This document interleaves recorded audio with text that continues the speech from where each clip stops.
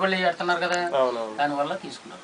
పెట్టుబడి అంటే ఓడ ఖర్చు, తర్వాత ఓడ ఖర్చు అది ఇప్పుడు ఏమి రాదండి. అది ఎలాగంటే ఈ వ్యాపారాలు అవి పోతా ఉంటాయి, అక్కడ లోపల సముద్రంలో ఎక్కడ ఉంటే స్టీమర్లు ఎక్కేసి అది ఒడి తేడా వచ్చి వల్ల అవి పోతా ఉంటాయి. ఆ వాళ్ళకి ఖర్చు మళ్ళీ ఖర్చుకు సగం సగం తీసేస్తుంటారు.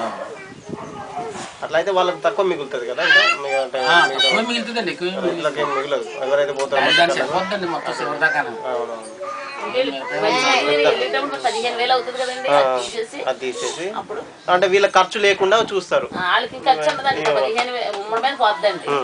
వీళ్ళు తిన్నా తిండేటి ఆయిల్ ఏంటి మొత్తం అన్ని 15,000 తీసేస్తారు. డబ్బులు పంచుతారు. ఏమొచ్చినా పంచుకున్న దాంట్లో ఏమొచ్చినా వీళ్ళ ఆదాయం. ఏం పోయినా ఇంజిన్ పోయినా సరంగా పెట్టుకోవాలండి. వీళ్ళకి సంబంధం ఉండదండి. వీళ్ళకి ఉండదు. వాళ్ళ పెట్టుబడి వాళ్ళ పాత అయిపోయినకోండి, 2 లక్షలు పెట్టుకోవాలంటే వీళ్ళ పెట్టుబడి సంబంధం ఉండదు. అంటే ఇప్పుడు సెన్సగం తీసుకుంటున్నాం కాబట్టి